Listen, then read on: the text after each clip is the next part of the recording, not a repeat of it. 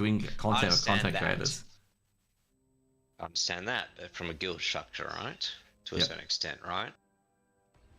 So my question to you is, and I'm not trying to catch you or anything like that, is how many times have you been in an officer position in a guild that you need to now is completely different from when I did it as a healing leader. But what I'm saying is, because now you got a media curate now in top guilds, which is insane to me. Most of that's like automated these days, because I did talk to Pumps about that. I understand that, but Josh, you know, they can say one wrong thing completely, you know. Huh?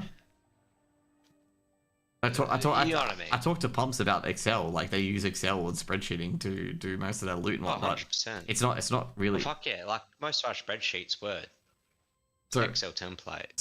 So that's what I said. Like, you know, talked about being like, I interviewed 3 officers of each guild. Like, oh sorry, no, 2 officers of honestly. What's the magic source?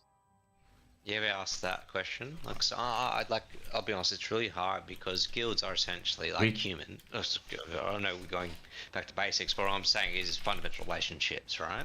And you saw what happened with Kokoda, right? And how, you know, one person can rock the ship, essentially. We're not talking about that.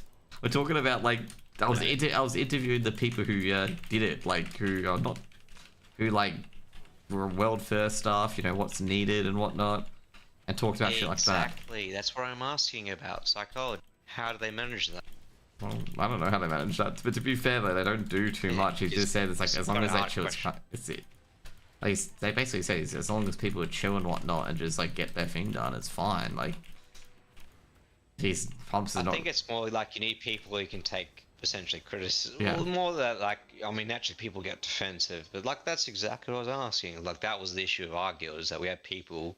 You, an example, he's like, no, I didn't fuck up. I mean, I'm the same, by the way. But I was a bit more like, I just again, never mind. Subtle with my mistakes. Anyway. No, but what I'm saying is like, you need. Yeah, I didn't ask that question directly, as per se. But I wasn't really asking that question to begin with. Like, it's just a lot of these people in these top end guilds are pretty cool and they're pretty chill and they're like not as elitist as people. 100%, and that's why they're there. And they're not as elitist as people say. They can keep that they can foster that fucking like that social atmosphere. And I'm telling you right now, I see that a lot of my clients from my work experience. Like you can tell good workplaces from bad. Yeah. You know, ones who pay their super and ones who don't. Like just outright. So that sort of stuff was occurring, and like, and that's why I said, like, to the dude, I'm like, you gotta, like, we gotta bridge this gap. Would you want to get back in the TBC fold in the classic fold? No, I don't. Ross, we're not talking about TBC. I'm talking about hardcore, like, really good players talking to, like, doing content with, like, players who do it for content, like, who just basically use WoW as just chatting stream, essentially. And we don't. That's what I'm saying. It's like, if they got into the TBC Classic, because obviously Classic's an end. Well, they do. Back into well, they do. Like, a lot of content creators do, and stuff like that as well. And, so, like, the PvEers do as well, and stuff like that as well. Like, even the PvEers do it from time to time. And, yeah, but I'm saying I've got a guild. So... I'm trying to finish my point about what's going on in ANZ Blizz, because that's what it feels at the moment. It's like, none of the Blizzard ANZ content creators who do WoW, because they mostly do transblog and collecting mounts and whatnot, and, like, bare minimum PvE. I'm going to be brutally honest. They do bare minimum PvE. They do barely any high-end content. And if someone finds this controversial, well, like, this is talking about Blizz ANZ streamers, okay? Like, not many of them do high-end content. Like, the highest content I've seen someone do on stream is Heroic Gallywix, which I did in my one-day dad guild. And so that's not high-end content, essentially. That's like an equivalent of doing Karazhan a week, okay? No, hey, how you say dad guild? Because that's our fucking age, by the way. Well, that's what it is. It was a dad guild. Like, it was just all guys who had full-time jobs. We did one day a raid. Like, us. Yeah. I know Buffer's asleep, but Buffer was in the guild with me, so he would agree. He'd be like, yeah, it's a dad guild. He's like, an old man. Responsibilities. Buffer came from New World, by the way, which is interesting. And he found me again because he was playing WoW. New World? Yeah, he played New World with me when I led the company in the most stressful fucking thing ever. Is New World still going? It is, but it's just like a lot less players, obviously. Like dead. Yeah.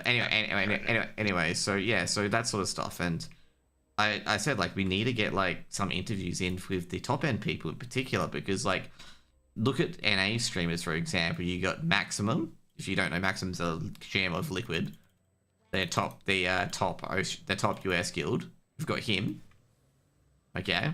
So he's there, and you got like THD, you got Teddles, you got like you won't know any of these players, okay? But they do top end content. Just put it this way, okay? That's what they do. They do top end content.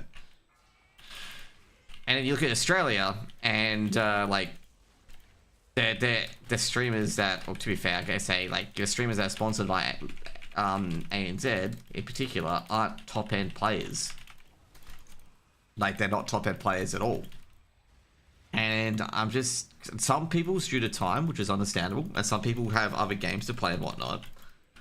But like we need to like really get like a lot of the top end PvE players or PvP players because we do have some really good PvP players and PvE players. Like we have a guy called Skylark. You won't know him because you weren't playing retail.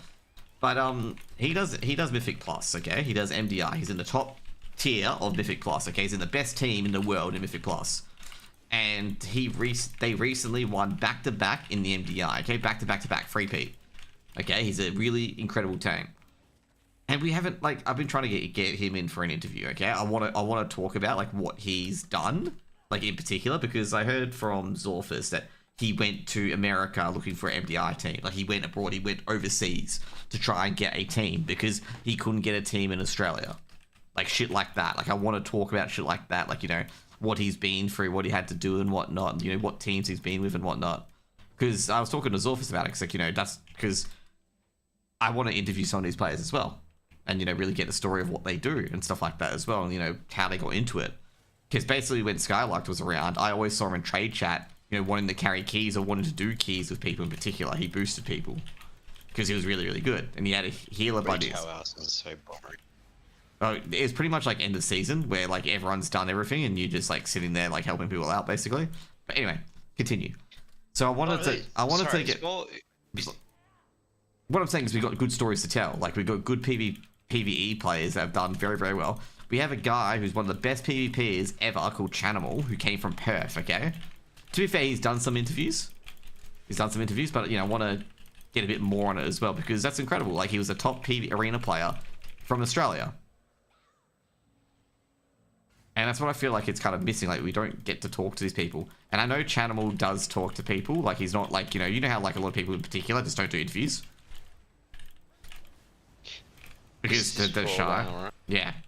And for CSGO, some people just don't do interviews. Yeah, but I get it. Like, yeah. I don't know, I get it. Like, that's what I meant. Like, you know, it's fine. They're saying, like, you know, he's not one of those guys that doesn't do interviews. Oh, if you want to give me an interview for it, take an interview if you pay me, dude. But anyway, so essentially, like, there's like good stories to tell. Like, you know, obviously, definitely Skylarked, and there's a few others as well that you could definitely tell. Like, probably Pumps, I'd say, would be pretty good. And a few of the older heads in. I think the whole hardcore. Sorry, I thought the whole hardcore community actually was really interesting. Like as you commented, you know, sorry, you know, I'm pivoting back to with my video, yeah, that they really saved it. Like, oh no, 100%. Like it was awesome. Like yep. I'm not joking. That was the best WoW experience. Maybe TVC Sunwell progression for me personally because it was a really big achievement. Anyway, problem is there's not many Australian streamers in that, which is the worst part. Other than Fassi, I could actually always ask Fassi for an interview, but Fassi doesn't play WoW hardcore. She was doing it because I believe Base Trade and a few others like asked if she wanted to just come in and do it. I'm not sure. I need to confirm that. Kind of weird. With younger kids so like Samuel, Carter, all our kids, right, younger than us, naturally, yep. They all played Roblox, and it's all a derivative of popular games. For example, Amelia and Carter are playing fucking Counter-Strike. Yeah, Counter-Strike's via Roblox server essentially. Counter-Strike's also on credits, man. Counter-Strike also do. Sorry, Minecraft also have Counter-Strike on Minecraft as well. Do you want to know? Yeah, and like, dude, all I can say. It used to be an esport. Set up a fucking Roblox server. No, like I'm not joking. Amelia, like, you can spend money on a fucking Yeah. server to buy pixels, like an NFT, Yeah, you essentially. can. Yeah. My You can, goodness, you there's can, money to be made here. you can make as your far own as I'm game. To be fair, you don't get much money from it. Like, it's one of those things where, like, the house always wins. Well, what's Roblox cut? Like a third or what? I'm not sure, but it's, like, quite high. Like, it's very good to make money on it. And and lose that Fallout turn. Yep. Because you watch. By the way, Fallout Season 2's finished wrapping, so we should hopefully be getting it soon. I'm really curious to what they go for. Because sorry, you've watched the TV series, right? No, I haven't. Oh, no, I have watched first season, so I thought you meant something else, the previews.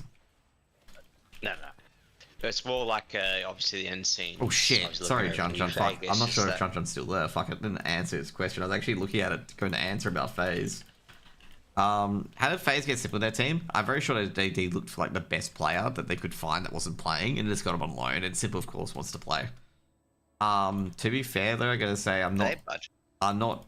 FaZe do have a pretty like overall like Simple's not worth that much because he hasn't been playing for a very long time. I got underpinned on this dungeon.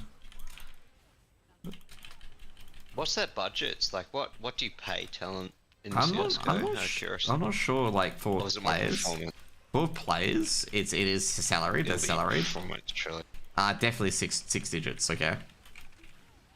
It's definitely 6 digits. Some get like 5 digits a month. I'll take that. I'll take that as a baseline. Yeah, but like, of course, you can get bench, and bench you lose like 75% of your salary. Maybe you can make a political stream. Political streams like the worst. Just an FYI for sponsorships. Like, it's actually one of the worst. Well, how does it? Yeah, like I'll be honest, I fundamentally don't understand. Like, obviously, like if you're going to like in that respect, like obviously you're not going to esport. No one wants to sponsor the stream. Is there any adverts playing on a Sans stream, for example? Because I don't watch it. Who? No, Who? Son. I don't watch Hassan. I think he's. I know what he's doing. What I'm saying is that if you watch him, do you get a advert? Is what I'm asking. Well, if you watch him on Twitch, yeah. But he doesn't use like. I don't. But anyway, it depends really. I'm not sure how that works, but either way, like. Yeah. But like, yeah, I'm not even giving him the incognito mode, if you know what I mean. Like, I know I'm dealing with, and that's. Did he fucking loser, man. Okay, he's such a loser. Like, when I say a loser, he's such a. Just go. Just go. I don't want to. Okay. What I'm going to discuss about Hassan? Like, what Hassan's doing. Some people don't find it obvious, but he's just. The reason why he's going after Tectone, going after Asmongold, is because he's taking his audience. Like, that's why he's so pissed off. He want. Hey, there's no bad thing as bad press. Essentially, it's like people will hate watch him, and I'm not going to give him that pleasure. Oh no. So I can watch archive footage of him, but like Hassan is a fucking unintellectual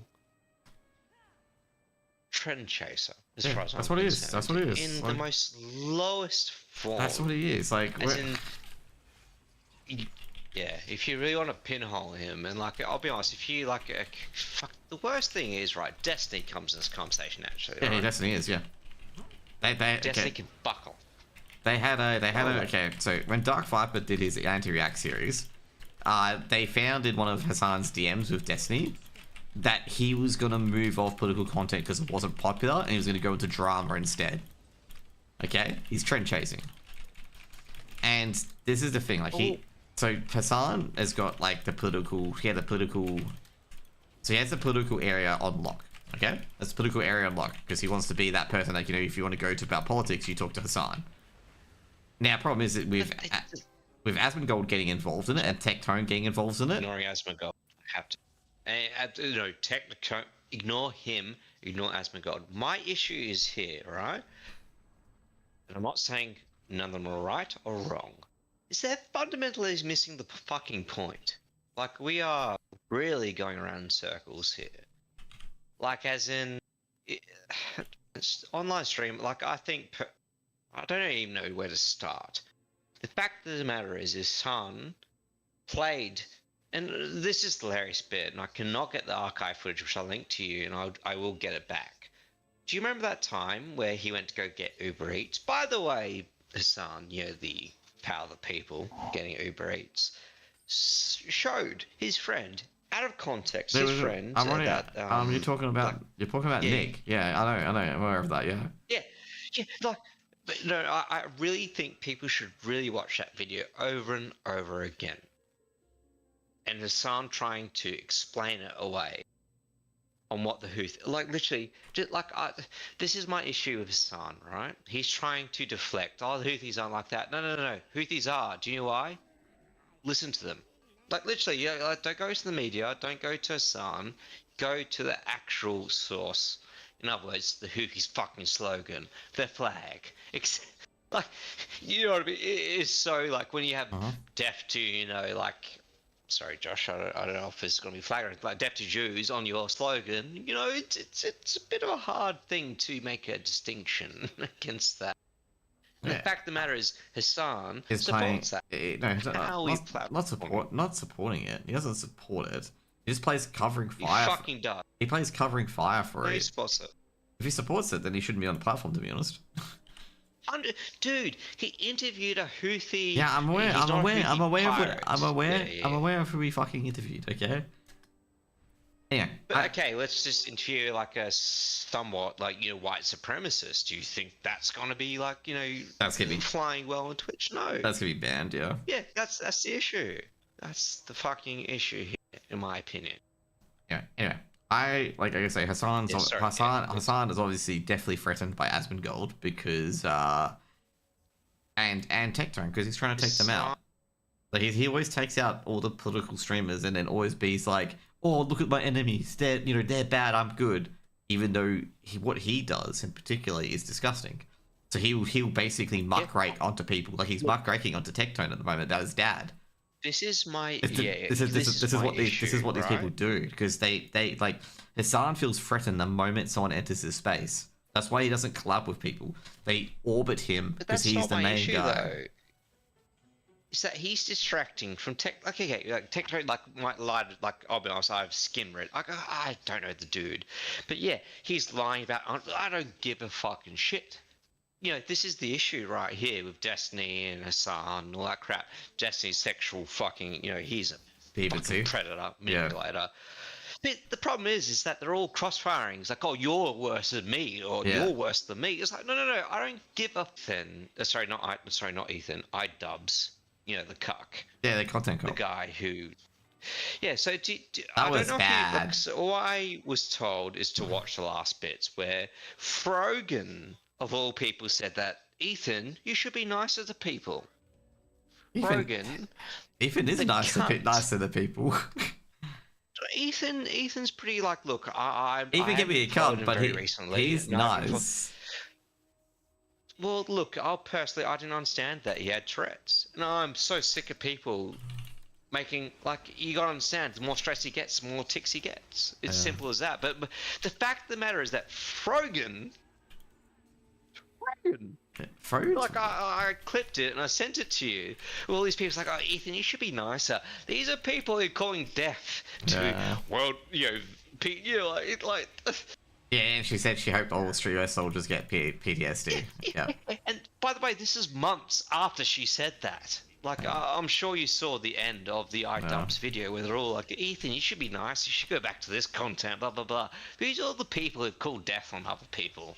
It is a fundamental disconnect. It is so weird. That's why I said in my free tweet. That's why I said in my retweet in particular when I said this. I'm like, no, you're just a disgusting political grifter. You're worse than all of them. Like, stop fucking doing this. I'm better than the others. You're not. No, it's talking about Hassan. To get a job. No, her job is trying to be a victim. Like, that's literally her job. Dude, her fucking fundraiser was about her raising rent. Get a fucking job. I was gonna say, like, for her stream to be like promoted non-stop by Hassan and Twitch to only get an average of 200 viewers, like, that's crazy thing though. She, as an orbiter, she gets barely any views. I'm just sitting there going like you should, like, overall, if you're getting 200 average viewers with all this promotion, I've seen streamers who get no promotion get 200 viewers. Okay. She got a rising star twice in a row. Yeah. And like they're legitimately good streamers that like give good content and stuff like that, like good guides and whatnot, and they don't like watch other people's videos or comment on things they have no idea about or whatever it is. They're doing actual content and they're getting 200 average views. And if a person can't do that when they're doing they're getting heavily promoted, I don't know when. It's just so hateful though. Like I fundamentally, I'm so just like even from a complete objective standpoint. What she said about PTSD and she's not a nice person. No, she's a cunt. Yeah. I don't know what else to say. She's not a nice person. She's a horrible person. It's disgusting. Yeah, no, but she told Ethan to be nicer. You gotta understand that. Yeah, there's a lot of things. You gotta understand. She thinks she's got a higher. She thinks she's higher than Ethan. No, definitely not. Even though she said that way before that. Yeah. But anyway, I can't believe this shit isn't banned. Anyway, sorry. So we got Denims as well. Denims a psychopath. Like Denim's trying to. Oh yeah, it's a lawsuit. Denim's trying to skip Ethan. I'm like, yeah, that's not going to happen because wasn't that the whole ranking the Jews? No. Isn't that what she did? No, it was the Child Protective Services. You know how? No, but she did. On the stage where like. No, that's the ranking the Arab streamers. That's different. That was actually Frogan. Frogan got banned for that. No. Yeah, sorry, it was a convention, I think. Yeah, is that TwitchCon? Is that TwitchCon? It's even worse. Sorry. But anyway, so yeah, those people, like I guess overall, like Twitch shouldn't be platforming these people. Like, if you want to platform anyone, go platform people like Kaisenet, okay, who actually does content. Don't stop platforming these people who watch other people's content non-stop and be like, oh yeah, these guys are good guys. I'm like, no, platform. XQC, I mean, he's on Kick.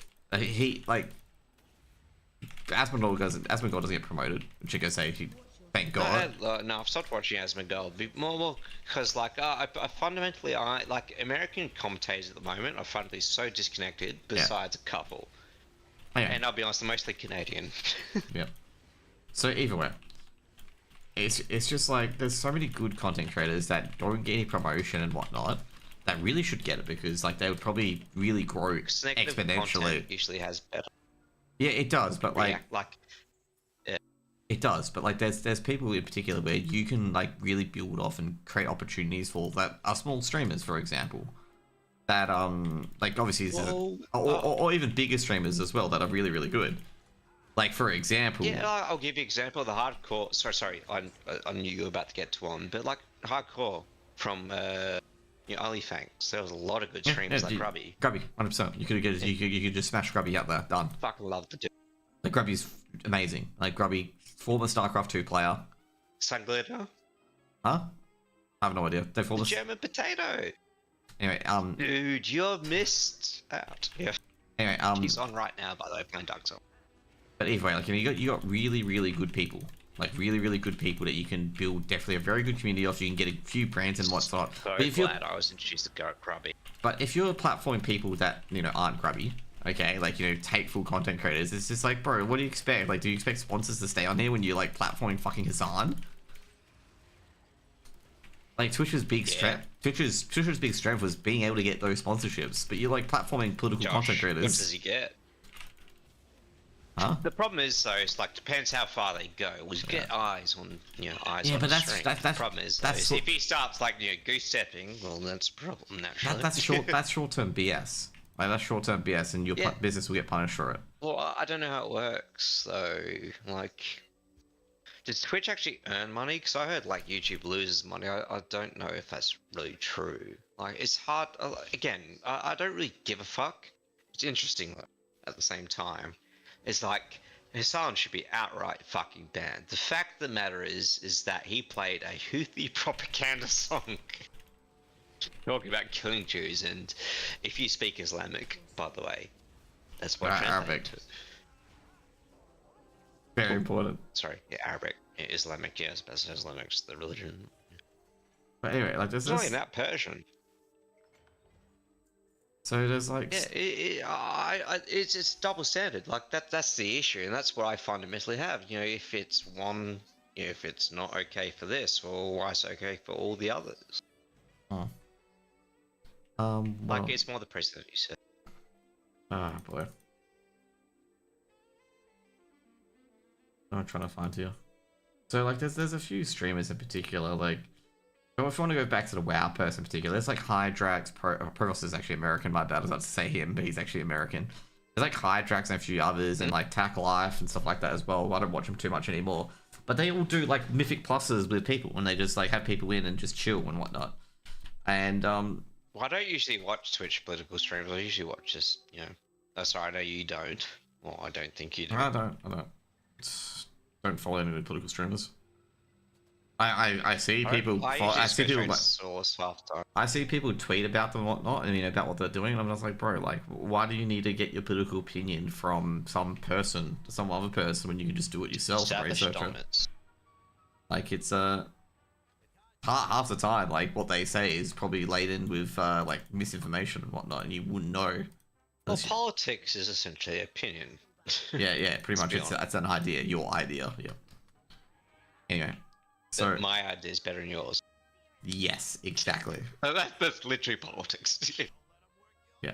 So anyway. But like, what I find interesting is how you argue that your idea is better, because liberals actually fumbled that at every stage. Is fact, like, I'll be honest, I've talked to some of the political insiders in respect to the Liberal Party. It's because they don't understand. That, by the way, they don't understand their ideas. Let's just put it that way. Well, what's your opinion about Angus Houston and defection recently? I have no idea who that is a pinhole that they're going to lose. I have no idea who he is. the ex-treasurer, shadow treasurer. So she's going to... So what's happened, right? So Jacinta Price, I thought was from the Liberals. No, she's the National Party. Yep. Defected to Liberals. So what she's doing, she defected to Liberals to essentially stake Angus Houston. Now, I'm telling you right now, Liberals will be in the fucking barons for decades. Oh, yeah, 100%. Yeah. Fundamentally. And I will never vote for them, ever. So what's Houston trying to do? So Houston was Well, Houston's the worst. You think Dutton's bad. Houston was... That was mostly Houston's ideas. Houston's one of the worst treacherous I've ever seen. Yeah, exactly. And he's going to be a leader with Jacinta Price, who, by the way, she didn't support Trump, even though she had that Christmas picture, with the hat and the dummies, all fun and jokes, but that was a joke. Huh? Now, once they got their ass kicked, it's all a joke. Yeah, I don't like people who just bandwagon Trump. Cause like, it's probably like, just create your own political ideology. Like, if you're gonna try if you're gonna use, do you want to replicate Trump? No, like, yes. No. So that's the issue. It's like that's the issue with Liberals at the moment. I see is that Dutton did that a little bit. He tried to push that a little bit. It's like, I don't want to stand in front of the Aboriginal flag. That is a fundamentally stupid thing. And now, welcome to country is a different issue, right? Yeah. You don't need Dutton said he didn't want to stand in front of the Aboriginal flag and questioned that. That is a stupid thing to say. And then nuclear wedge. And not only that, like, always, he was trying the MAGA shit. You gotta understand, most of the Australian population baseline are much more intelligent than the American population. No disrespect to the Americans listening here. It's more like, we hate our politicians, but we got to choose. Yeah. It's more the fact is that we got a lot of other shit in our lives, naturally, like cost of living, and unfortunately, it might ring well with the Americans, but we don't want to hear these political. Yes, Australians are racist to an extent, absolutely, and our immigration is out of control. And I think the ALP completely misinterpreted this massive win. However, the Liberals tried to do the MAGA politics, and they got fucking repudiated massively, and they're doubling down. Do you know why? Because they pinhole themselves there. That's the issue. I think the Nationals will be the interesting one. Nationals and the Tudor Party. I think they should merge, split from the LNP.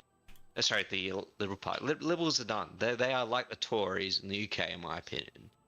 They chose their poison, which was MAGA, and Trump is way off kilter than what anyone expected, in my opinion. Definitely to me. His first term was somewhat measured to a point. The second term is which is insanity. I cannot explain anything. It's not over yet. Yeah, last time I checked, it's was it the 1st of January, 24th or whatever? It's been 4 fucking months. He wants to open Alcatraz. That sounded like a great idea when I was 10 years old. He's like, I don't know what else to say. Like, Sounds like a great idea. Now put all the political prisoners in it. Clearly, wink, wink, nudge, nudge. So if you don't, okay, guys. Okay, guys, just FYI, before anyone takes that seriously, okay? If you don't know the story about Alcatraz, that's where Martin Luther King was held during 1960s. Okay. Yeah, I never knew that. It was held in Alcatraz. Yeah, that's the joke. Okay, that's the joke. Okay, put the political prisoners in there as reference to Martin Luther King. It's just like, come on, like, come on. I don't know what else to say. America, where's your sanity? Where's the Senate? I guess say he could recover. Possible to recover. Labor recovered. He's pretty. A lot of shark bites. Dude, did you watch? He had to turn around to the NFL guys who were just there because they won the fucking Super Bowl. You reckon Alcatraz? Good thing? You know, like they're all like, fucking stop asking me, mate. I'm just here because I won the Super Bowl. Yeah. No joke. Watch the press conference. It is fucking insane. You know, I think it's good to ask, the Philadelphia Eagles who kept the Kaiser Chiefs, the Kansas City Chiefs, and there is Kansas. Yeah, but Kansas City Chiefs at least didn't score any points in the first half. You'd think Philadelphia Eagles might know about keeping people in. You know what? Trump's about to have an idea. The longest yard. He's about to watch the longest yard. It's like, we're going to have an NFL prison team. Yes. Yep. Exactly. Well, they could. They could actually, because a lot of them are in fucking prison. With some cheeseburgers. You got a few people that have been in prison. You have never mind. Hernandez committed suicide, but yeah. Like seriously, did you see RFK defunded the CDC? He's just defunding the CTE. I'm not joking, America. When you elect a clown, you get a circus. Enjoy it. Like, seriously, enjoy it. Rip it up to Canada. Can't wait for the midterm. Yeah, they're gonna get slaps in the midterms. If they don't get slaps in the midterms, the Democrats are a pretty dead party. If the Democrats are a very dead party, if they don't get slapped in the midterms. That's the most surprising thing is like how they can barely do anything to capitalize on this. But like, I really agree with Bill Clinton's economic advisor. Is the economy stupid? Yeah, but it really is. The Democrats like, if petrol prices double in midterm, and like the egg prices are double, they are not going to be voting Republican unless Trump's got a very good excuse. COVID. Which he doesn't. Again. Well, it depends how well they control the media. That's the issue, though. COVID. They do Again. control it to a point. Oh, fuck off. Because, like, the issue with the bird thing, right, so the eggs, the reason why the eggs were so expensive is because avian flu. Like, it's happening here. Oh, yeah. So, in other words, do you think Trump can throw so much money to fix that problem? Fuck no. That's the issue. He's very good. He's very good at that. He can fix the issue by killing the birds quicker. Smart. That's how you fix it. Get the guillotine out, mate. No, I'll just add a special sauce to the eggs. That's what I'll do. two chooks, mate. Get them all at the same time. People are gonna hate this at the moment, like me joking about this, but like overall, Trump's like dead on arrival. Like he's so. Like, girls like, look, I fundamentally agree with him here. It's like girls don't need $50, but the fact of the matter is, a billionaire trying to lecture the middle class on how many things they need is a hilariously. You know what the worst part is? You watch the interview. No, I haven't watched that interview. I don't watch fucking political shit. It's just boring, like half the time. It's fucking hilarious from Trump. It's like, girls don't need $50. They need 3 or 2. Like, you should watch it. It's hilarious. The dude is such a he's such a boomer. He probably only did shopping in the 1990s. Like, that's the last time he went shopping. I don't think the dude understands that iPads exists and that girls don't really play with dolls anymore. Anyway, I was gonna say overall, like, he's like, if the Democrats can't win the midterms, they are so cooked. But like, they are 100%. So cooked. And they're not getting it. Well, David Hogg's getting in a fucking civil fine. Yeah, that's what I'm seeing at the moment with David Hogg's. Well, I don't know. Like, I'm so surprised the Democrats can't even get their shit together. They're not even shifting to the left. They're doubling down on the left. You know, like. Sorry, no disrespect to your Look, I'm not super conservative on my social issues. More like the pronouns are the biggest concerns, or the cars are. No disrespect to that. They are important issues. It's more they're not important American issues. If you know what I mean. Okay. Sorry, like I know They there's don't care. a term. Yeah. But it's more the fact is like, yeah, seriously, it's like, man, I just want to put food on my fucking table, please. Tell me how you're going to give me tax breaks. Tell me how you're going to lift my cost, lower my cost of living. Like, seriously. These are such fundamentally easy questions, which somehow the political elite just, uh, it's like liberals, like that, like sorry, the liberals with their campaign in Australia. I fundamentally like. I tell you, I ask you right now, what were they giving us? The only thing they were giving was no fucking unrealized capital gains. Oh, oh no, okay, Josh, that's another story for another day, and you're right with that. But it's more the fact is they'll give us full exercise 25 cents off for a year. That's what I talked about. That is the only policy I could think of. Yeah, that's what I said. That's why. But Albanese is offering 20% off Hex, like a tax cut. I basically said it was the most. That. I said it was the most uninspiring election ever because no one was actually offering anything, like any sort of good policy. Albanese was offering a lot. No. I think I think that 20% Hex cut is a master stroke. In respects to first buyers grants. I guess overall with like Hexed and whatnot, and it's pretty harsh to be like, yeah, we'll get rid of your Hexed, and you look at all the blue collar workers who probably spent a lot more money. Oh, fuck off! They're offering free TAFE. They've always had free TAFE. Sorry, what's your argument?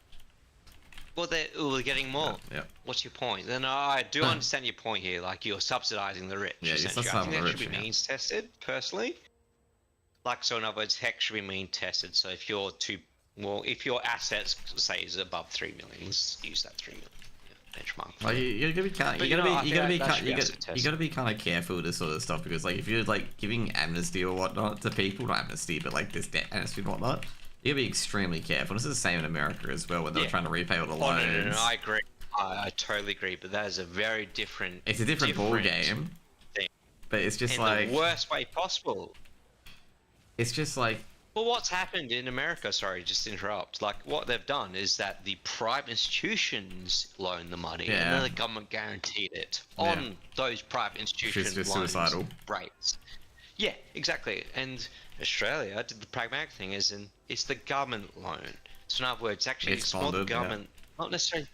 Yeah, but no, how I looked at it though, because I was thinking about this. So what they did is they shifted the tax threshold that you pay your interest off. Yeah, they did. I know what they did. Yeah, but doesn't that mean that you pay your interest longer? It depends on the income. Because that you're paying it later. Yeah, I know. Sorry, that is a very complicated. Like, what I'm saying is right. Okay, imagine if you shifted it like 20,000, you got to pay it, right? That means you pay it off quicker, less interest, right? Mm-hmm. Now, I know the interest is obviously done with real interest rate now, real wages, obviously with the indexation. But what I'm saying is if you lift up the, say, to, you don't pay your Hex off till, say, 80,000, that means you're going to accrue a fuck ton of interest because not a lot of people get to the 80,000. So in other words, they've kind of bait and switched very, very, very cleverly, but in a good way. As in other words, it's a good loan. Yeah. It's a progressive loan. Yeah. Yeah, so I literally... the Liberals are going at it, and I'm like, what's your argument? Like, I cannot see a negative here. No, if it's a good policy, you just match it so it's not an issue, so they don't have anything. They didn't. That's the issue. And they just lost all the younger voters in that fell sweep. And to be fair, do liberals ever get younger voters? Let's just be real. Oh no, I'll tell you, you're not wrong in a sense, but they did appeal to the young voters. Yeah, Abbott did back in the day. I'm trying to remember what, but like, do you know who's the best commentator for Liberals? Like Christopher Pine, Bill Shorten. Talked to both of them back in my day. They are awesome people. Like as in, so they're the ABC commentators now who like, you know how like get Christopher Pine and Bill Shorten going back and forth. You should really look at that dissection. They're so friendly, and by they've always been very good friends. It's hilarious. Christopher Pine would be a perfect leader. Dude, he got Liberals. And I'm not joking. Did he get like turfed out because of the shit he pulled? Yeah. Yeah. Too fair. No, he didn't get turfed out because shit he pulled. Dude, he's too left wing in a sense. Dude, Angus Houston and Jacinta Price. Do you think where do you think Liberals Party is going to go with that on that leadership? Yeah, I don't think they're going to go much know many places. They're gonna go down. I know that, but I don't. No, Simon Birmingham, as I told you, was the last talent who left the LMP, and he left because he knew where it's going. Simon Birmingham was an economist. He was the equivalent to Jim Chalmers, as far as I'm concerned. Very proper person, fucking good policy. Yeah, do you know why he wasn't in the mix in the whole fucking election thing? Because he disagreed with it. Because nuclear is stupid.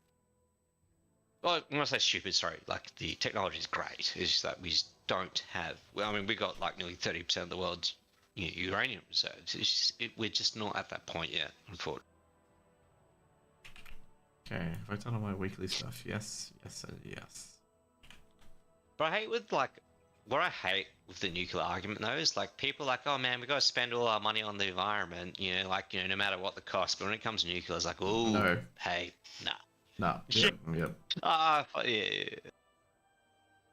have criticized people for that. It's like, yeah, you want to say the environment? Well, nuclear's pretty good, isn't it? Like, nuclear's cheaper than solar and wind. Yeah, nuclear, well, it's not even that. and you can and nuclear has less waste than them as well. And their waste is not highly. Their waste is not highly super toxic like solar and wind. If you get rid of it, recycle that plutonium. Oh, 100%. Oh, I mean, what does most solar panels use? Now we're not at the sodium level yet, but they use silicon. Silicon is horrible. Not only that, lithium. Lithium battery is not a good thing. Now, look, I'm not saying we should disregard that technology. It's more the fact is the issue of it more goes back to the fundamental point of environmentalism. It's like, well, man, we should spend every money, every dime to fix the environment. But when it comes to nuclear, though, it's too expensive. It's not economical. Yep. How I see it. But yeah, like, I don't see. Well, I guess like Labour's probably gonna be in for a very long time because they're a centre-left party. Terms, maybe. Depends. I think they need to fix the immigration problem as it's stable. Like, dude, how hard is it, right? Look, just say we're not going into a recession. Just 1 year, like COVID, just pause immigration, right? Really look at the nurses. Go to the UK, put a fucking embassy outside the hospital. So the NHS pays nurses in the UK £20,000, right? Times that by 1.5 is 35,000, right? Yeah. I'd put a goddamn embassy outside of every fucking UK hospital. Hey, by the way, you'll earn baseline 90,000 in Australia, which is literally 3 times their fucking wage in real terms. Anyway, you know my point. Steal the English people. Yep. Oh, by the way, did you hear this? Okay, you know Letitia James, the one that prosecuted Trump over the mortgage fraud stuff. With No. Nah. Give me a basis to that. Oh, so basically, what happens? They got Trump, as a felon, on that he incorrectly valued his properties, like fraudulently, like he put a fraudulent value on his properties. So Letitia James is the one who did that in New York. So he prosecuted Trump, and they were successful somewhat. Like it's like saying that your building's worth 1 million, but it's actually worth 990,000, basically. Okay. She is now getting done for the exact same thing that she prosecuted Trump over, which is so ironic.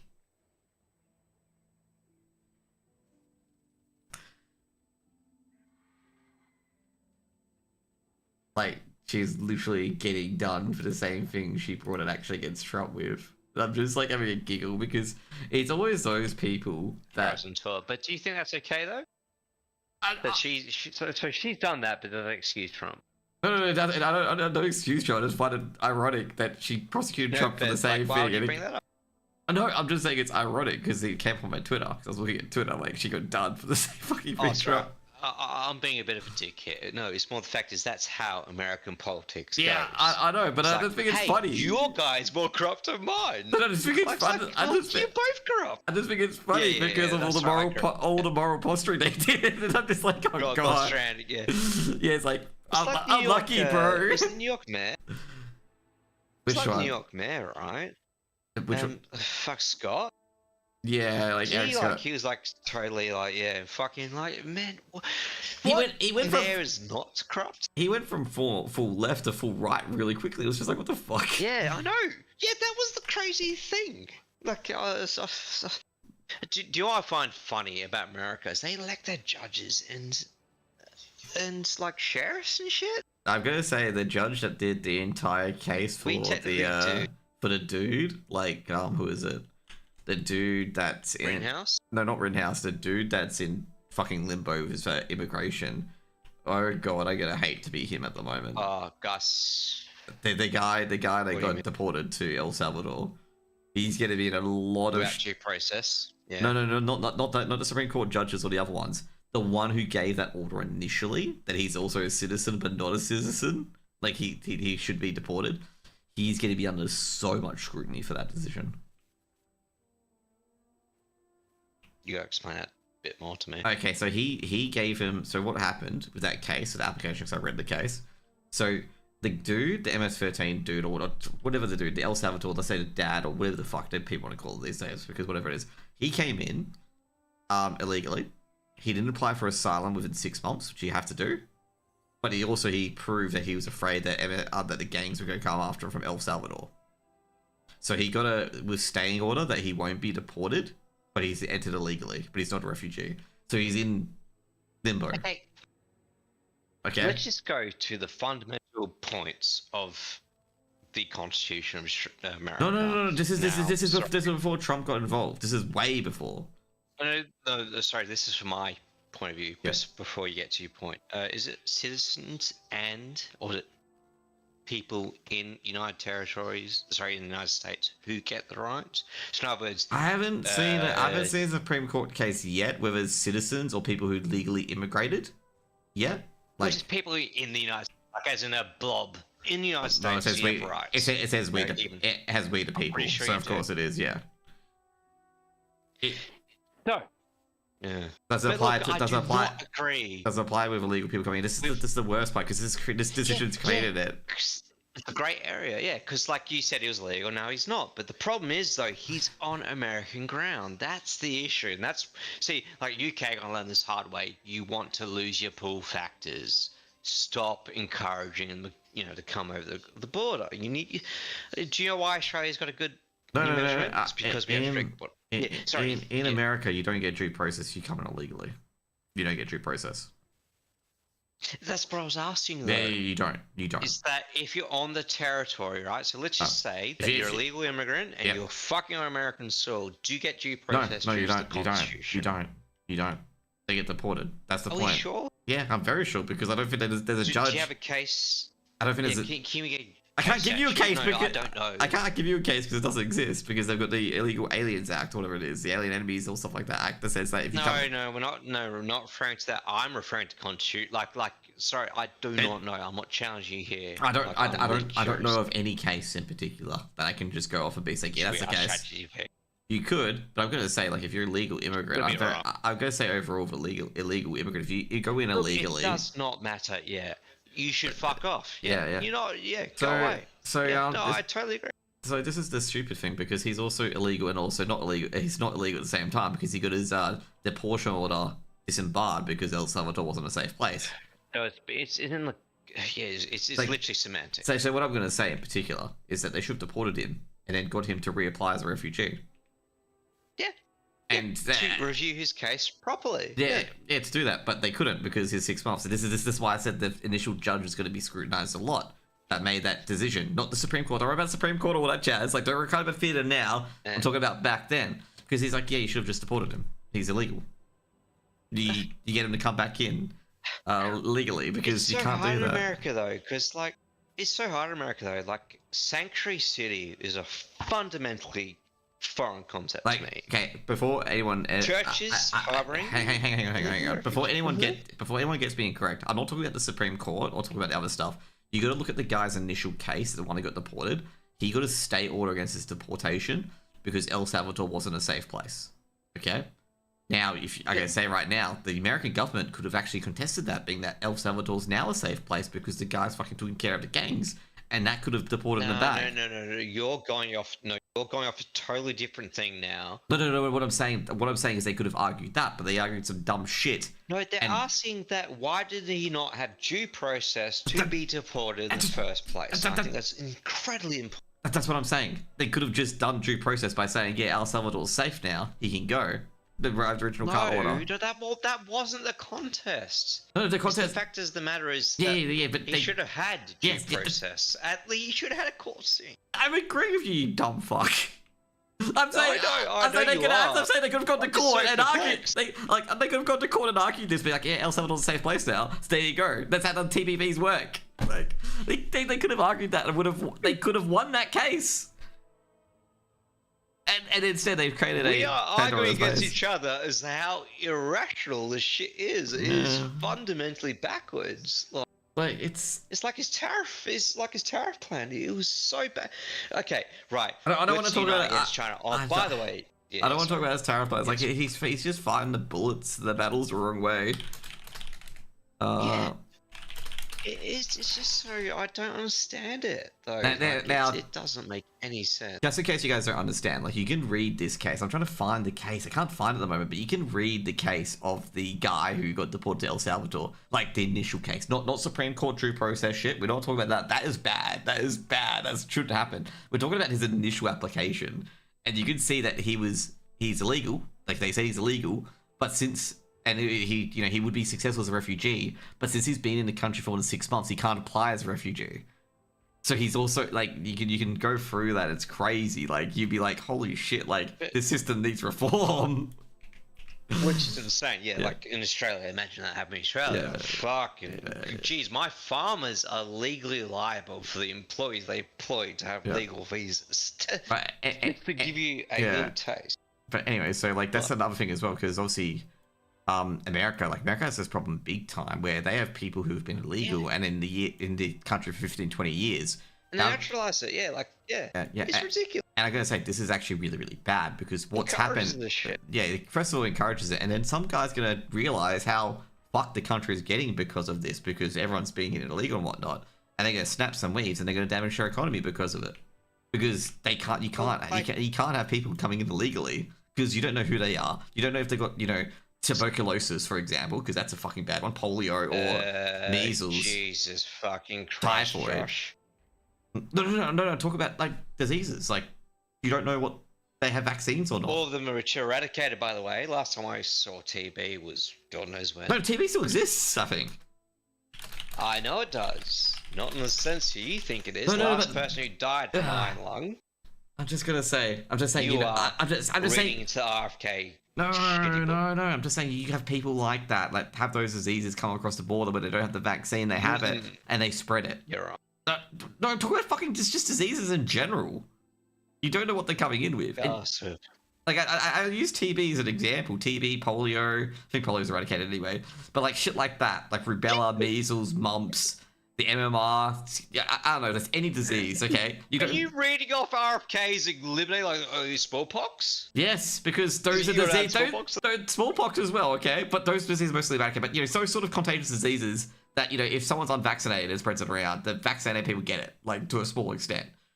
And babies, like whooping cough and stuff like that. What I'm trying to say is that you don't know what vaccines they have, and you don't know if they've got a diseise that they should be vaccinated against. Like, you don't know them, and you don't know if they're a terrorist or a criminal or anything like that. What I'm saying is, agree with that. What I'm saying is, you don't know what you're herd immunity is essentially what we're going. So, like, let's say, right? Okay, you got a 95% domestic population, right? Who've all got measles vaccinations, right? Now you're going to bring in about 60% who don't. Let's just say equivalent. Yeah. Now you got 110%. Yeah, I know what you're saying, but that is fucking ridiculous, by the way, what your point is. However... No. That's what I'm talking about monitoring the border. You don't, like, if you have illegal, you don't know who's coming in. You don't have good stats. Yeah. Don't have good data. Yeah. Yep. No, but the issue is, though, in America, with their sanctuary cities, with their illegal immigrants and shit, okay, I'll give you one thing that will fix it, and this applies to UK as well, by the way. Tax file numbers. What? Okay, do you want to get a job? You want to get a job in Australia? Well, give me a tax file number. Right, that's what they do in America already. They give them they get the social security number No, and no, pay no. tax. Yeah, but you can get as a legal immigrant. You can apply that. So in other words, it's just okay. You know what the IRS? You should really watch Breaking Bad, by the way, because with Jesse Pinkman, right? Saul Goodman gave him fucking great advice.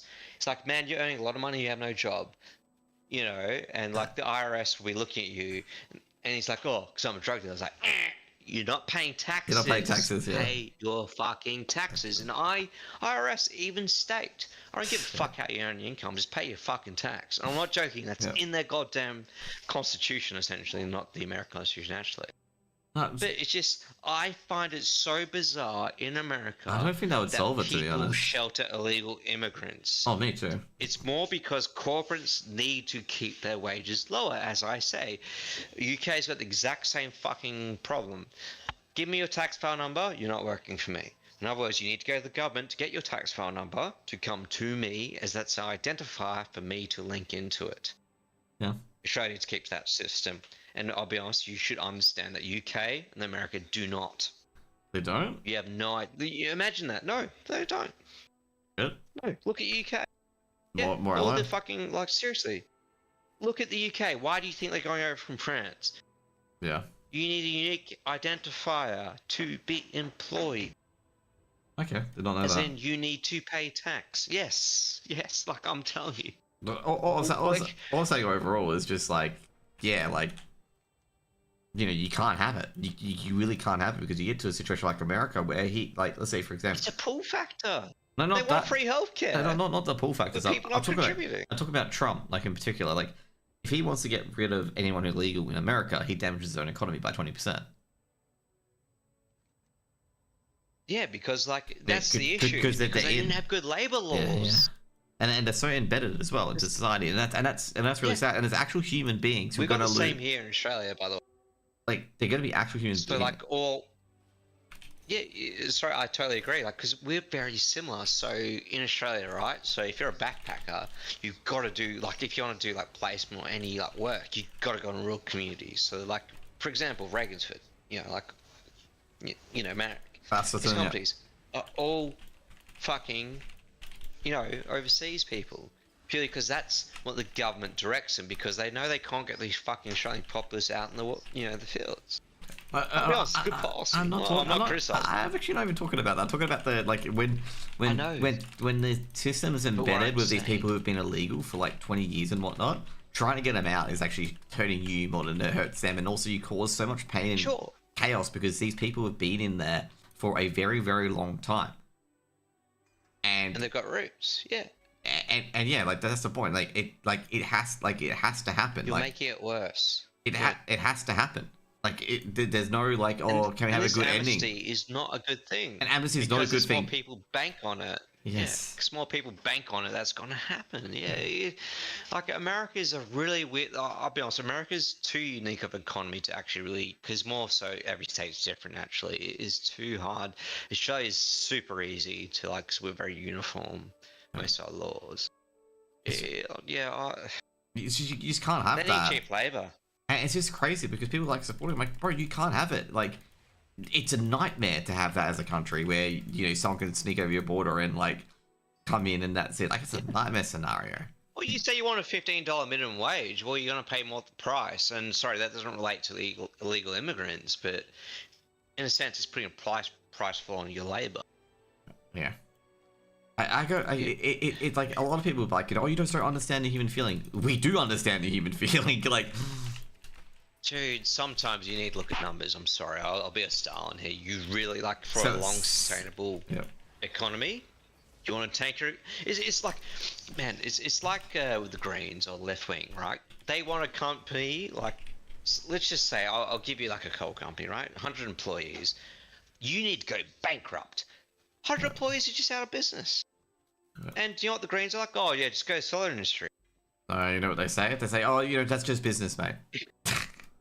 I've heard someone say that. You're just out competed. Sorry.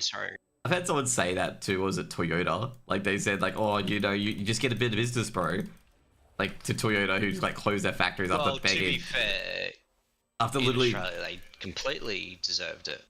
They would. This is when during the carbon tax, like they were trying to say no carbon tax so we could make cars here. Right. This is before they. This is before. This is before Holden left. This is during Julie Gillard. They were begging Gillard to not go through the carbon tax. And like they had the CEO of like Toyota coming over. It's like, stop, like please, otherwise we can't. No, Toyota, fair enough, but Holden. Holden already dead by then, and Ford had already been dead by then. Like Toyota was the only. I have no idea. I think someone said unions, but I don't believe that. Failure to adapt. No, failure to adapt. Some people say unions, but I don't trust that. They thought they thought electric vehicles was a joke. Not gonna lie, they were at the start, and they actually got good. Is it a joke? Not anymore. No, it's more they didn't have the infrastructure. That's the issue. Wait, isn't General Motors? But anyway, Ford don't have any as well. But Toyota do have electric vehicles. What are you talking about? They had the Prius. They were one of the first. I know. That's what I'm saying. Yeah. The reason adoption rates were not taken up is because the infrastructure. I mean, how many charging stations were there 5 years ago? Probably fuck all. There's only been one in the southwest for quite a while. Exactly. There's fucking tons now. Yeah, infrastructure. But anyway, so like the Toyota guy was like begging to Gillard to not do the carbon tax, and then she did, and then Toyota left, and that's why we don't have any people in the. Whose fault is that? Fucking governments. And the Greens, oh no, you should have seen Adam Band's exit interview when he's like, he's such a fucking uni politician. He's a pathetic cunt. Like, honestly. Yeah, no, watch him. Like, seriously, watch his fucking exit interviews. Like, oh, the boundaries have shifted, oh, the preferences, oh, yeah. I'm not going to take any responsibility for my views, by the way. It was the lecturer that was wrong. Just FYI. But, yeah, so... watch it. I don't want to watch Adam Band because I get pissed off whenever he's on screen because he's like... I know, like, he sounds like a whiny little bitch, honestly. No, it's not that. It's just he lost because... He's a politically convenient. Yeah. Like, I don't like politically convenient competitions where they say something and just to be at the trend and just to be looking good. It's like, bro, like, you don't stand for anything. No, he's consistent. Just consistently wrong, as far as I'm concerned. But anyway, that's... Okay, so pretty much, like, with dealing with illegal immigration, you are going to hurt a lot of people and you are going to wreck a lot of families. Yep. And I'm going to say right now, the reason why... Cutting labour costs. Well, we don't want to talk about labour costs. We're talking about finance. We're talking about actual people because, of course, people are being affected by this because, like, one guy could be legal, but his parents weren't because, anchor baby, stuff like that. They're actually getting rid of that as well, which is a good policy. And, like, basically, who's going to take care of the kid while the parents are not in the fucking country because they're not legal? Stuff like that. When you say it's good policy, do you mean, like... Good policy to get... Good policy to get rid of it.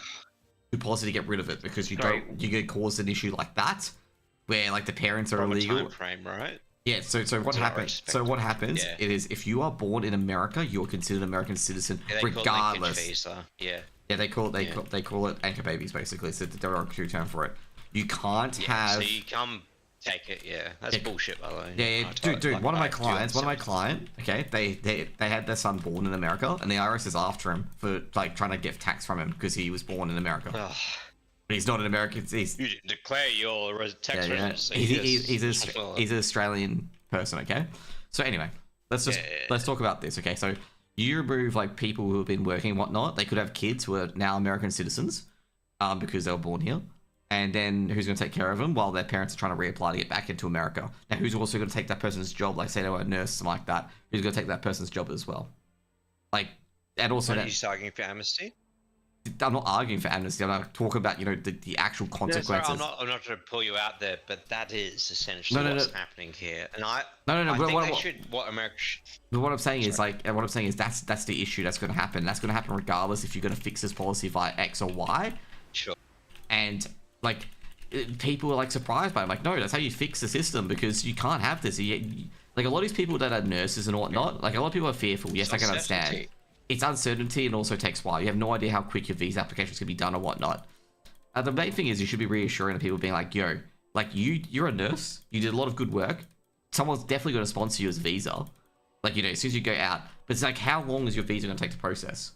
Like, a lot of people who are legal, but contributing to society and actually doing a very good job, I should have no issues. Like, they should have no, like, fear on whether or not they get back into the country. Because if they bring a good skill, would you accept... they're going to get back in. But it's still that pain that does occur, and it's going to happen regardless if you want to get rid of this issue. And you're going to have the political will to be like, yeah, we are going to hurt people temporarily or permanently. Oh fuck yeah! And like I'll be honest, that's kind of why Trump was popular in a sense at the start, because he was a blunt talker. But my question to you is this, right? The issue is though is that there's always like, you know, well, it will probably happen at the end of the day. There's always a one-off case and whatnot. You know, listen. Let's say right now, from a decree from Trump, everyone who's in the country right now is a fucking citizen. Okay, ignoring obviously transit, you know, people who's flying in. Yeah. From now on, people who give birth here, you're not entitled to citizenship. Now that might be constitutional. I've not read the American. Nah, he can do that. He should probably do that. But like, as in, make a fundamental fucking decree now. As in, the problem is though, is that's what Reagan did back in the day. You know, like okay, everyone's, you know, like, yeah, it's amnesty, but I don't want to. Stop. I don't want to stop amnesty. It's the incentive. Yeah, I don't want to. The problem is though, is the incentive of why it's happening. It's because cheap labours. Why do you think America have cheap goods? I don't want amnesty. That's the point. I don't want it because it doesn't solve the problem. Yeah, but that's how you're gonna have to give it. You don't have to give it that way. You can actually just tell them to reapply. You want to solve backlogs? That's how I would fucking know. I'd be like, amnesty, right now, data point, now anyone who comes in, fuck off. Nah, essentially. Like, but the problem is, though, we're in Australia, so we already got the organised. That's a lazy way to fix it. Because, like, what's going to happen next time when they all get in? Like, you're going to do it again? Like... Yeah, that's what I'm saying. Yeah. Is like, how is that any different to fucking Reagan's amnesty and the Bill Clinton? No, that's what I'm saying. I'm saying they get processed by immigration. They get processed by immigration, whether they come in or not, and then you can weed out the people who are legal and do nothing. They're probably coming in from South America. No. Via what land bridge do you think? Oh, Mexico. No, what fundamental transport do you think they come? So most of the illegals will be plane, as far as I know, because they overstayed their visas. Overstaying the visas, yeah. It's not the fucking. I mean, the borders is one issue. Don't get me wrong. Like, you need to have tough borders. Yeah, like that. That's what I'm talking about. Like, that's what I'm talking about. Like, you know, even if people overstay, you got to kick them out. That's a very small problem. Like, I hate to say, it's like the UK, right? So everyone pays attention to the Channel crossing, which is a fucking issue, by the way. So, God, UK. Yeah, but the biggest thing is, you know where most of them come from? There's the Northern Ireland route. So what they go to Ireland and Northern Ireland because it's essentially a Schrödinger area. Schrödinger, yeah. But that's where they come from. All I'm saying is just like, you know, there's gonna be pain, and you're gonna have to take the pain because you can't give it out. You can't give it amnesty because they're just gonna do it again. People need to get off. Well, no. Like, people need to get off the obsession of GDP. Oh, that's true. I gotta say, like, recession. Like, I gotta say, recession is being used as a bad word. I agree, Paul Keating. I'd take a really fucking hard hit for a really, like, you know, rejigged economy, which is rejigged in a sensible way. You know what I mean? Sometimes you do need to take that hit. I think Australia's not in that position at the moment. They're not. They're going to be. They're going to be if they fucking kill the live export industry. Yeah, no, I agree with that. Not only that, it's like, okay, right, so I had a client whose job was, by the way, 2 vets on every fucking ship, by the way. Yeah. Like, they are getting a little luxury. Sorry, when I say luxury, I know they're going to slaughter, which is... They're going to die. Sorry, and such an oxymoron, yeah. But, like, okay, right. Nah, I'm not going to play True Awakening, by the way. Export industry. No. I'm not talking to you, I'm talking to Shadow. Let's get rid of our... Oh, sorry. Let's get rid of our live export industry and let's give it to a country which won't have vets on it, who will double stack sheep in the worst humanitarian conditions whatsoever. Like, we are literally going to give a very, when I say humane, I mean how we deal with it and our extra protocols on it, to ship it, to give it to essentially, who's got a lot of sheep? Essentially a Middle East country who don't give a flying fuck. They won't have a goddamn... So I'm not saying that about culture, but like they will not put that more effort into essentially taking care of the sheep. That's a strong industry. I fundamentally don't understand. And not only that, Gillard put so many provisions on the live export, by the way. They all came from Gillard. Want to really say that. Oh, okay. Like, you said yay on that. Okay, 2 seconds. Can you be quiet for a moment? Shadow couldn't hear me what I said. I said, nah, I'm not going to be playing June Awakening, whatever it is. I did hear about the game being alright, but probably not. I've still got like too many games to play. I still got Expedition 33 to fucking play, and I've still got Oblivion to finish. Like I got so many single player games. But either way, like it's just Oblivion would take you millions. Shadow, you know Shadow is from America, right? Yeah, sorry, Shadow. This is why exactly I don't talk about politics. Right. Shadow works, mate. I believe he works. Dude, I remember when he was going for a lot of shit, and yeah, like he to be fair, his shit was like really, really rough. So, it's more just like trying to understand the world we're in. Like, this just makes no sense. I'm trying to remember. I know what happened. Like basically, no, I don't want to say on stream because obviously personal. I think it was in DMs.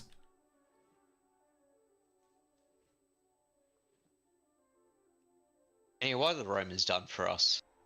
Yeah, what has Gondor done for us? Fucking Gondor. Where was Gondor? Oh, dude, I swear to God. Yeah, where was Gondor? Yeah, God, the amount of me. Have you, was it Hitchhiker's Guide to the Galaxy is always my favorite though. You ever asked was it the question of life, or, you know, what's the answer for life? You seen Hitch? Yeah, I've seen it. But you know the other following from that? No. So it's like, why do you say 42? The supercomputer's like, we shouldn't phrase the question right. Why that's so fucking stupid. Unlucky. Yeah, it's like, well, like, because like essentially what was going on between the 42 and like the supercomputers, like they're literally arguing was like what question should you ask it to determine life, which is a very hard question. Yep. Well, did my skinning for the week. I don't know what else to do actually. Oh. So, that's right, City of Freds. Do you see my messages regarding obviously your? Yeah, that's fine. Like, let's just wait for the deal to be done, and that'll be done. Okay, it's more like extent. Yep. You just prefer, like, if they want financial advice, you just refer them on. That's pretty much it. Like, they have to ask for it. I know. It's more your slice of the pie. I'm assuming it'll be 100% upper point. I can't give referral fees, dude. I can't do that sort of stuff. I am well aware of promoter law. Yeah. But yeah, man. I got a lot of comments. Like, there's a lot of people in particular, like with systemization as well. I think a lot of people know that as well. Like with systemizing stuff, like you gotta have good systems, otherwise you have shit like this that occurs in politics. And politicians are not very good at running systems. They they want a system and then they want all these extra parts as well. Why do I run this like a Mythic Plus? What do you know my system? Like, how things work and whatnot, like Hex, for example, or whatever it is. Like, that's a good system.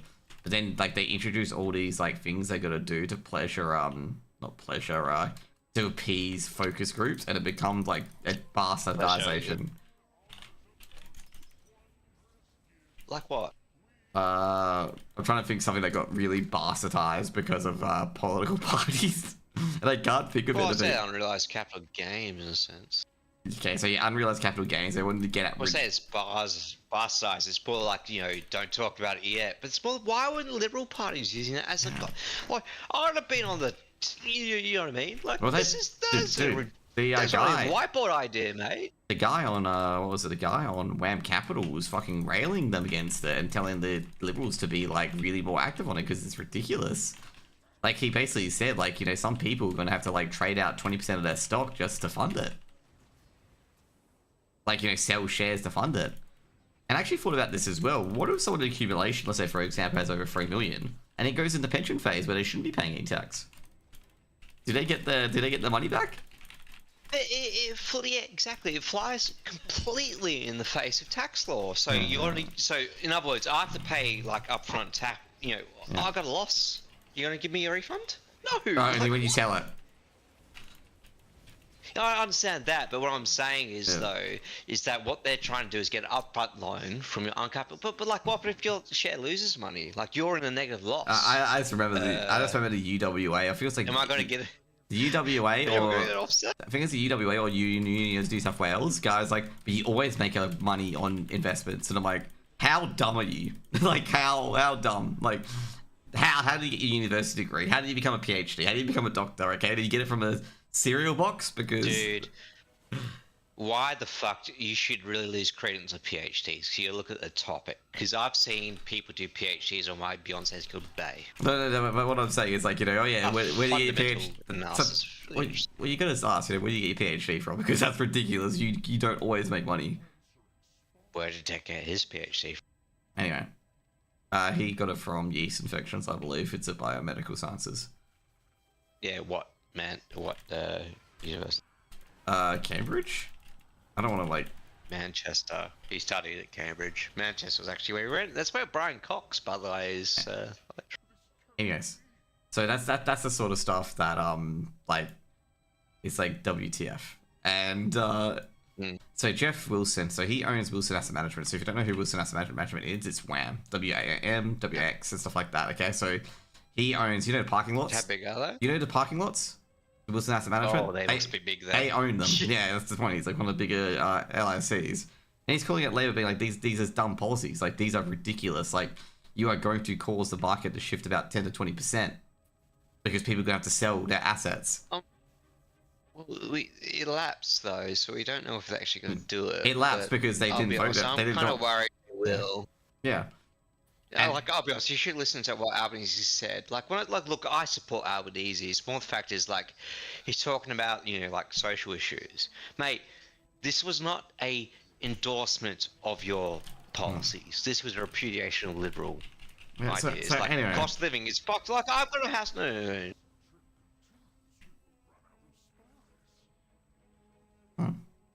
I'm waiting. And DC, no. You know what I mean? I didn't hear what you said. Oh, sorry. Like, I've got a house for sale across my street, right? Not on my strata. There's about 50 people lined up there. I got one for lease. 40 people lined up down there. This is not on my strata because, I mean, I own my property naturally, but, like, it is not fixed. However, Labour is taking this like, yeah, man, no issues at all. Yeah, we won massively. They fundamentally misunderstand why they won, in my opinion. If you know what I mean. Yeah. Like, I don't think they're going to address the cost of issues, the housing. Like, I think we're going to maybe swing somewhat centre right. Well, I'm gonna say because overall, Albanese. the government's gonna get back involved with the housing market. So no, that's simply put. Like, Yeah, why don't they? Like, I mean, the Greens held it up. It's just like, seriously, just fucking hell, just build houses. Just fucking build them. Not rural areas, no desal plants in Aboriginal communities. No. Go to fucking train stations, apartments, upright, high density housing, especially in Perth. Like, I'm sick and tired of this fucking debate. It is so easy to solve this shit. yeah. Anyway, so that shit's gonna be resolved, hopefully. Doubt. But the unrealized capital gains, so that's a worry. They push that. Like Jeff Wilson, of course, he owns was asset management. Like he obviously generates a lot of cash. And like when you have LIC, like when you have West Farmers and stuff like that go after you, you know your policy shits, okay? So you had the biggest fund manager. What do West Farmers say? This is to Kevin Rudd's mining tax. He told them that it was the dumbest thing he's ever done. They sent a share letter to everyone.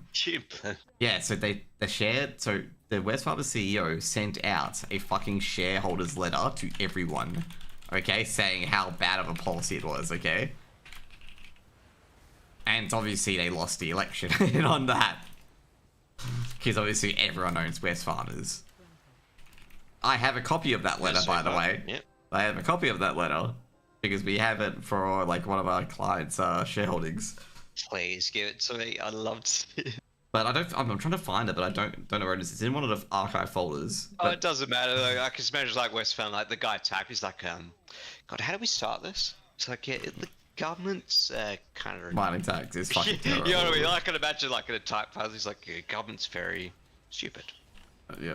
So Jeff Wilson was arguing that like. Because he would lose like 10%, 10% or 15% potential of money invested in him because a lot of rich people invest in his stuff because he does a lot of micro cap stuff, like like small shares, small companies, and only rich people do put, yeah. and only a lot of rich people put money in there. Yes. Oh, I know. If like seriously, 'Cause, I like, would never invest in any specs. Like when I say specs below, like no fucking cap. Like you literally need to put a gun to my head. I've seen so many. I work in the R&D space. He invests in some of that as well, but like there's like he has researchers on it. Obviously, talks to the companies and whatnot. And that space would get punished. Yeah, so that space gets punished so much. Like, for example, just an FYI, like one of the companies that a lot of people had high conviction in with Regency Partners, which is another one that does it, and a few others. The company had bad return, and they lost like 40% of the valuation. And those companies. You Ruminate, out of curiosity. Pardon? Ruminate. What's that? Yeah, okay, so obviously you haven't. No. First of all, I was so caught off guard. So, like, one of our clients, right, Ruminate, is like, okay. Do you know, so they've got no income, right? No income. They use the R&D rebate. They told me, hey, actually, the R&D rebate, by the way, they get nearly $2 million back from the R&D rebate. They said to me, that's actually not a big deal. In other words, the R&D is actually not important. Yeah, in other words, what do you think that says? They've got investors out the goddamn yin yang, and they're pivoting to America massively because we don't have the expertise here. And not only that, weird thing is though, is like in America, fuck, everything's like 10 times more expensive. But anyway, so pretty much like he does the micro cap stuff. So of course, like rich people may invest in that. Poor people do as well. Like in the middle class, they have like say 10 grand in it. But it's mainly the rich people because like they can have the exposure. What's the definition of poor, Josh? Well, like for example, like for like a client who's got like 1 mil, I would only put like 10 grand in there essentially, because like they don't have a oh shit.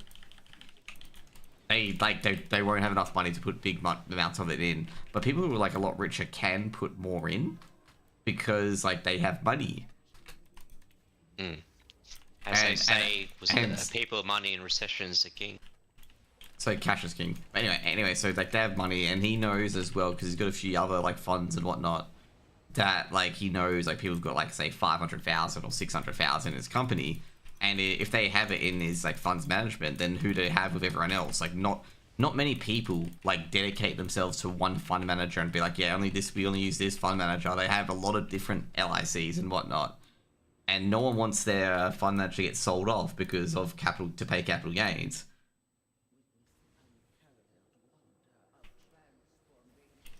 So yeah.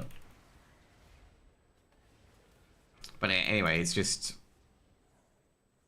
yeah. I guess it was a bit surprising that the other LICs didn't go after it either, like Perpetual and Vanguard, because my question to you is they'll definitely get affected. Like, well, no, because like I'll be honest, I read Oz Finance actually on Reddit. It's like people talk about putting $500 dollars to Vanguard, but like I've got the opportunity cost of obviously putting my offset, right, which is way better. But like, sorry, just confirm. Yeah. That is the best tactic at the moment. It depends on it depends on the interest rate. That's the big thing, because the interest rate's a big thing as well. Yeah, I know we're going a bit of a. Yeah, like, I do not trust NAB with the one RIO. Like a lot of people in particular, like they don't understand. Like they go like, oh yeah, you can invest in Vanguard and you get potential capital growth for a long time.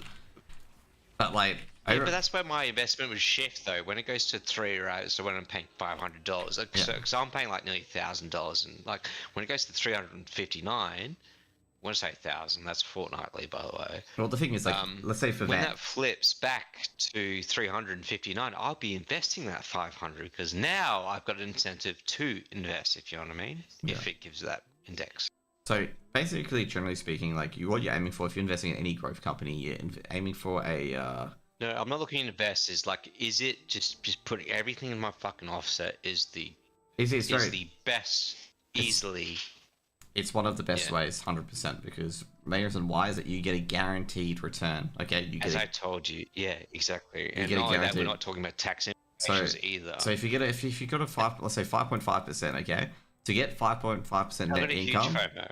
So to get 5.5% net income at a tax rate, let's say you run the 30 cents tax rate. You have to divide that by 0.7 because that's how the percentage rate you got to get. Because if you don't, because obviously you get taxed at 30%. So you take. And all that, that's as I said. So divide that by 0.7, it's about 8 or 9%, which But like, over 30 years. do you get what I mean? Though, you feel like a bit too defensive. Over 30 years, you get a 6 to 7% return, including capital growth and income. Now, obviously, if you invest in your own business can get more returns than that. So that's why it's better to invest in your own business. Doing interesting thing. Yeah, so if that's a safer option, like very conservative to go into like putting against your mortgage, whatever it is. It's very, very defensive. But if you've got an investment, like let's say you got your own business, then that interest rate works for you. So it is actually a 6% loan because you get a deduction on the interest. I'd say, Josh, in respects to like how, like, in respects to just, I won't be putting out any upfront money. It's more that we're going to take advantage of a rule below 500,000. At the end of the day, like if you buy business, okay, and you use money to buy business, your interest rate is whatever the interest rate is because you get a tax deduction on it. So that's your rate of return. So let's say, for example, you get a business loan at 7%. So business loan at 7%. The rate of return you have to get to beat that loan is 7%. And if you're investing in your own business, a huge FOMO because I don't know if you saw the Oz Finance chart. Yep. So essentially, like I'll be honest, I'm at my super thing. Like in other words, sacrificing super, which is insanely privileged position to be in. It's very privileged. It's very difficult because there's not much wrong on finance in particular because you don't need a lot to retire at 67. Well, yeah, I mean, if you don't have a mortgage, 100% I agree. It's like, I want to do like my front lawn, for example. It's just like, I don't like doing that because I don't need to do it, if you know what I mean. Yep. Like, well, just generally, but my neighbor keeps bitching about it. A lot of people who make money are the people who really fix their products and stuff like that to last as long as it is. And what's more important? Like, what is important? Oh no, Amit was all on my fucking back. Like when my house was worth about 500,000 to get a loan on that to buy another house to get a renter, right? Because that covers the interest naturally, and then essentially that's totally right. If I was very like risky, I would have done that, and I would have made a bank. That's property in a nutshell, but property can also go blow up in your face as well. Yeah, I know. I do not like. 100%. That's why I didn't do it. I'm very concerned. Okay, I got one guy. I just want to pay off my fucking mortgage. I got one guy. He's literally the most unluckiest guy ever. He can be a bit of a cunt. Okay, I know that because I've hung out with him a bit. Why Haven Cole killed me? No. He wasn't one of those guys. But like he had a pretty good tenants at start, but then they obviously bought their own house. So he's like, that sucks. You guys good tenants, took care of the house and whatnot. And then he got a tenant in. This is from him managing his property. And I'm like, this is why you should get a property manager. I'm like, yep, this is why you get one. Yeah. The person didn't pay rent for 6 months. Tried to evict her. Contract? No, that's not a property manager. That's a contract issue, as far as I'm concerned. No. Tried to evict her after 6 months, not paying rent. And then she totally wrecked the door and some parts of the house, and he had to repair it. And the fine that he got didn't even cover it. You heard Atho Court, by the way. But I don't want to talk about Africa, but either way, like what I'm going to say is like,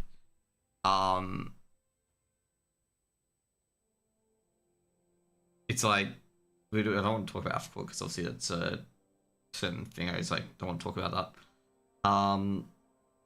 But it's just like that's the cost of property. You get one bad tenant, or you get your property's untenanted for a while, and you lose all the bonuses that you could have got. There's those things that that reflects back to that. So I don't know if you know, Mike is obviously selling the house essentially.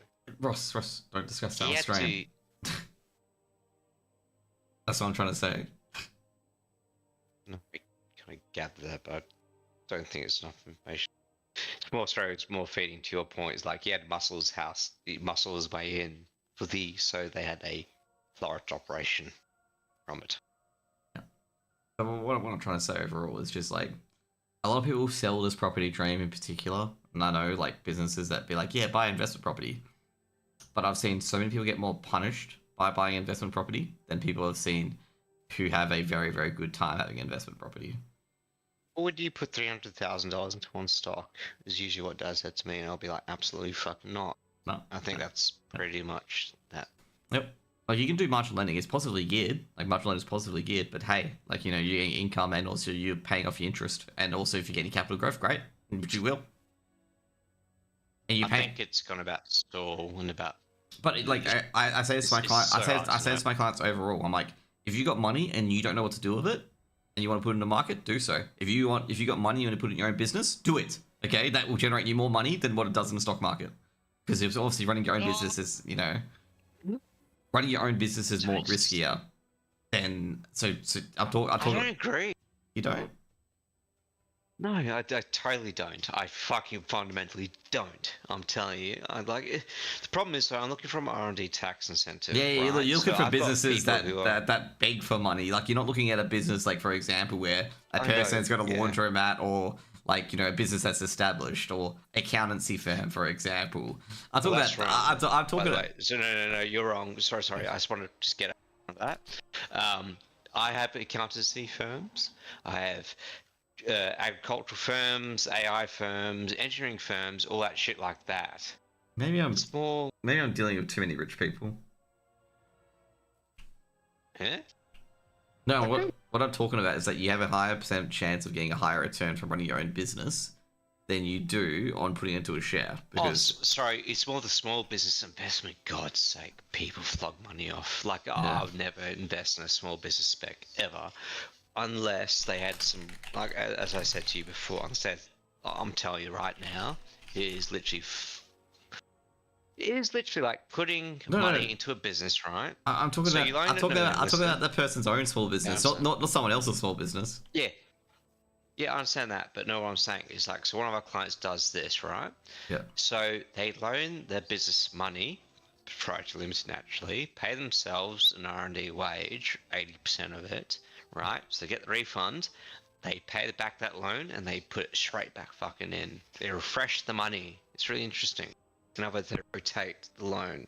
So in other words, once they get the R&D rebate, they repay that loan to rotate the money. It is fascinating, and I'm not saying that's a very small scale, which I'm explaining. But I've got clients who do that on a large scale. But it's more the fact that they need to fucking pay the money, which half that time they don't. They forget to, Did I drink a Monster? No, I don't drink any drinks. But there's this stuff like that as well, where I tell a client, like, if you've got expertise in an area, let's say you're an accountant and you got your own firm, and you've got money there being like, if you don't want that money, like, in your small business, you want to put it into, like, shares and whatnot that, aren't related for diversification, I can do that. But if you want to put money in your small business because you want a return, do it. Like, don't ask me. Yeah, to reinvest. Yeah, retain earnings. Yeah, like, that is complete out of scope. Yeah, that's basically telling them, like, it's out of my scope. If you think, if you're backing yourself that much, and you think this is a good idea, let's say acquiring another business, do your due diligence and go for it. I have no expertise on how well this is. Yeah, don't ask me. Yeah, that's what I tell them. That's why I tell them. I'm like, I have no expertise. Literally ask you to study the industry and give you a business plan. No, we get the fucking same thing. It's ridiculous. And I tell them straight up, like, how are you gonna invest? I straight up saying, I can tell you which tax structure to do to make sure you don't pay so much tax. But, like, if you think it's a good business idea, do it. And, basically, a lot of the richer clients who are more clued on about their business, they say, oh, what structure should we do it in? Should we do it here? That's the most clued on people. They already know it's a good idea. They just want to know how to pay less tax. They don't know the fucking market. Yeah. That's my issue. Is like, they're literally like, okay. That's why I tell them, like, don't put your money with me unless you don't want it. Like, you don't want it in your business. You like, I have too much. With 4 SBUs. I have a client with 4 SBUs. They have no income. They won't have any income for the next 5 years. Explain that to me. So they got 4 ASIC fees. 4 fucking ASIC fees. They got, they're putting the fucking horse before the car. Yeah, like, they got the names of the businesses and the trade. Well, great. Where's your fucking income? Like, seriously, I could get you. Anyone create 4 businesses? I can create 4 businesses, which sound very nice. But, like, I think Shadow is going to enjoy this discussion, okay? So, financial advice, okay? If you've got money and you're like, okay, so I've got no business to invest in and I just want to put it somewhere so it grows. Yeah, this is where you can engage a financial advisor, okay?